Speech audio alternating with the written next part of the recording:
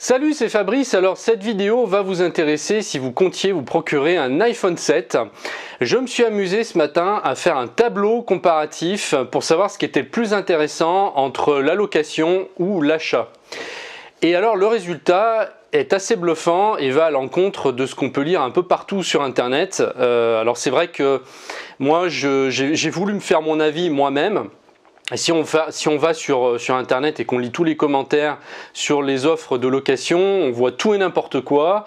En fait, les gens colportent des informations, souvent ils n'ont pas vérifié eux-mêmes, ils font que reprendre ou rabâcher ce qu'ils ont entendu ailleurs, mais sans vraiment faire de calcul et sans être concret. Donc là aujourd'hui on va vraiment être concret.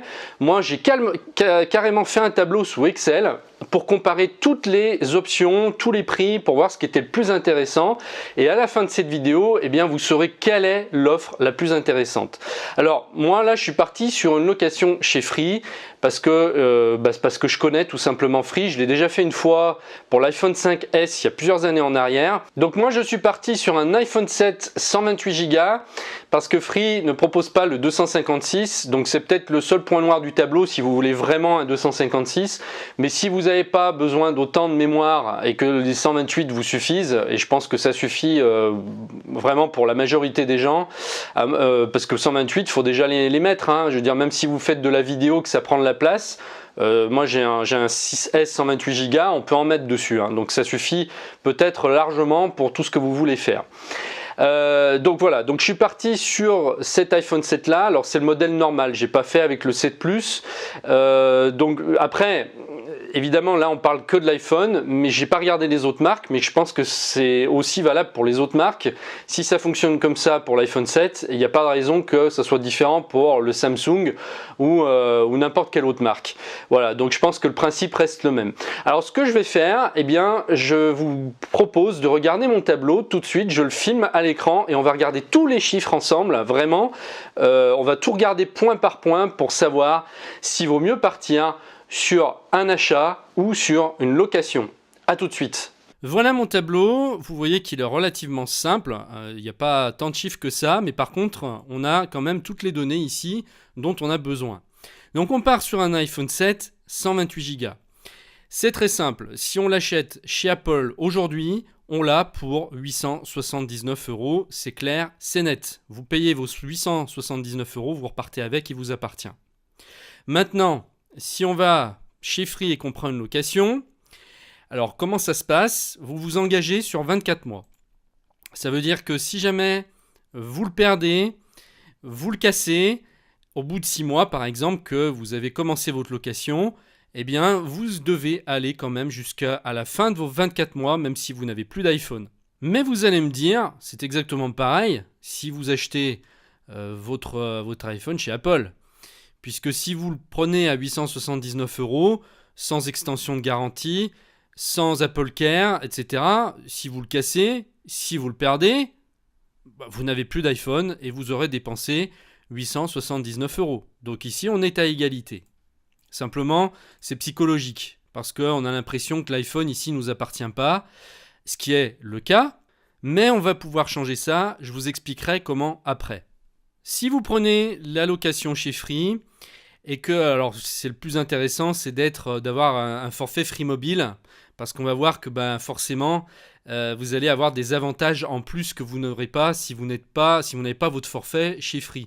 Donc si vous prenez une location chez Free, il vaut mieux avoir un abonnement chez eux déjà.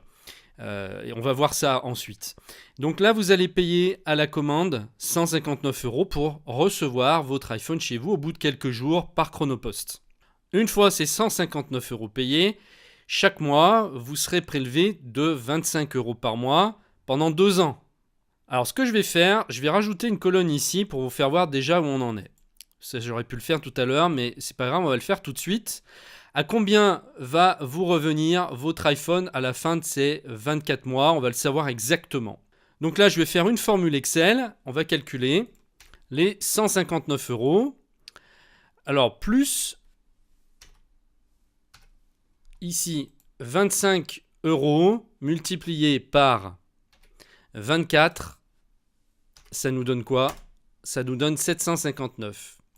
Donc je vais répercuter mon calcul sur toutes les autres colonnes. Voilà, on a tous les prix ici. Donc la location sur 2 ans va vous revenir à 759 € si vous êtes abonné chez Free. Si vous avez un forfait, soit à 15,99 €, soit à 19,99 €. Vous savez que si vous avez déjà la Freebox, vous avez droit au forfait 15,99 € illimité, 4G avec 50 Go par mois. Dans ce cas-là, l'iPhone vous revient à 759 €. Dans le cas où vous n'avez ni la Freebox et vous n'êtes pas non plus abonné Free Mobile, eh bien, il va vous revenir exactement au même prix que si vous l'avez acheté. Sauf que là, il ne vous appartient pas. Vous devrez le restituer au bout des 2 ans. Dans ce cas-là, il vous appartient. Et dans ce cas, soit vous continuez de le garder 3 ans, 4 ans, vous ne payez plus rien. Soit vous décidez de le changer. Et si vous le changez, vous pouvez le revendre. Voilà. Mais maintenant, c'est à partir de maintenant que ça va être beaucoup plus intéressant. Parce qu'effectivement, si là, vous pouvez le revendre, 40 ou 50% de son prix, vous pouvez déjà enlever 300 ou 400 € ici. On est d'accord. Alors que là, vous ne pourrez rien faire. Donc ça vous reviendra beaucoup moins cher de l'acheter. Par contre, là où tout va basculer, c'est à partir de maintenant. Free vous propose à la fin des 2 ans une option de non-restitution. C'est-à-dire que si vous décidez de garder votre téléphone, eh bien on vous prélèvera 100 €. Et après vous avoir prélevé ces 100 €, eh bien l'iPhone vous appartiendra complètement. Vous en serez le propriétaire, il n'est plus question ici de location, on est d'accord. Et c'est à partir de ce moment-là que c'est très intéressant, parce que pour seulement 100 € de plus, eh bien l'iPhone vous appartient. Et donc, ici j'ai calculé donc, le coût avec les options de non-restitution, et vous allez voir que ça devient étonnant. Dans le cas où vous êtes abonné Free Mobile, ça va vous revenir à 859 €. Enfin, l'iPhone 7 va vous revenir au bout du compte à 859 €. Alors que si vous l'aviez acheté chez Apple, il vous sera revenu un petit peu plus cher, c'est-à-dire 20 € de plus, 879. Alors maintenant, vous allez me dire, ouais, mais il y a forcément une entourloupe quelque part. Eh bien non. Parce que de toute façon, il va falloir que vous soyez chez un opérateur, que vous soyez chez Orange, que vous soyez chez SFR, enfin peu importe. Vous allez devoir payer un forfait par mois. Donc autant le prendre chez Free, d'autant plus qu'il est quand même intéressant. Là, vous allez payer déjà 19,99 € par mois si vous n'avez pas la Freebox. Ça reste quand même très très abordable et très intéressant. Et c'est encore plus intéressant si en plus vous avez la Freebox, puisque là, votre forfait va être à 15,99 €. Donc ça, de toute façon, il faudra que vous le payiez, que vous soyez chez Free, que vous soyez chez Zosh, que vous soyez chez Orange, peu importe, vous m'avez suivi, il faudra payer un forfait par mois. Maintenant, si on regarde à combien vous reviendrait le forfait plus l'iPhone sur 24 mois, donc pendant 2 ans, la meilleure option vous propose de l'avoir pour 40,99 €. Donc là, on paye 40,99 € par mois pour avoir l'iPhone et le forfait. Et à la sortie, vous pouvez rajouter les 100 € pour que l'iPhone vous appartienne.